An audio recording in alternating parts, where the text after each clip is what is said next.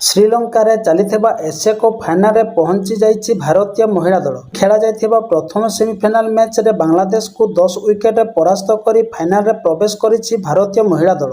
4 ଓଭରରେ 10 ରନ୍ ଦେଇ 3ଟି ୱିକେଟ ନେଇଥିବା ରେଣୁକା ସିଂଙ୍କୁ ପ୍ଲେୟାର ଅଫ୍ ଦି ମ୍ୟାଚ୍ ପୁରସ୍କାର ଦିଆଯାଇଛି। ଟସ୍ ଜିତି ପ୍ରଥମେ ବ୍ୟାଟିଂ କରିଥିବା ବାଂଲାଦେଶ ନିର୍ଦ୍ଧାରିତ 20 ଓଭରରେ 8 ୱିକେଟ ହରାଇ ମାତ୍ର 80 ରନ୍ କରିବାକୁ ସକ୍ଷମ ହୋଇଥିଲା। 81 ରନ୍ର ବିଜୟ ଲକ୍ଷ୍ୟକୁ କୌଣସି ୱିକେଟ ନ ହରାଇ 11 ଓଭରରେ ହାସଲ କରିନେଇଥିଲା ଭାରତୀୟ ମହିଳା ଦଳ। ସ୍ମୃତି ମାନ୍ଧାନା ଓ ଶେଫାଳି ବର୍ମା ଯଥାକ୍ରମେ 55 ଓ 26 ରନ୍ କରି ଅପରାଜିତ ରହିଥିଲେ। ମାନ୍ଧାନା 39ଟି ବଲ୍ରୁ 9ଟି ଚୌକା ଏବଂ ଗୋଟିଏ ଛକା ସହାୟତାରେ 55 ରନ୍ କରିଥିବା ବେଳେ ଶେଫାଳି ବର୍ମା 28ଟି ବଲ୍ର 2ଟି ଚୌକା ସହାୟତାରେ 26 ରନ୍ କରିଥିଲେ।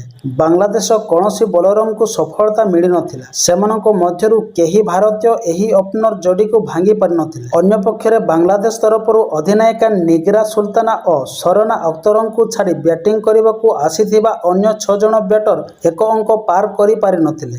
ନିଗାରା ସୁଲତାନା 51ଟି ବଲ୍ରୁ 32 ରନ୍ କରିଥିବା ବେଳେ ସାରାନା ଅଖତର 18ଟି ବଲ୍ରୁ 19 ରନ୍ କରିଥିଲେ। ବ୍ୟାଟିଂ କରିବାକୁ ଆସିଥିବା ଅନ୍ୟ 6 ଜଣ 6, 4, 8, 1, 1 ଓ 5 ରନ୍ କରିଥିଲେ।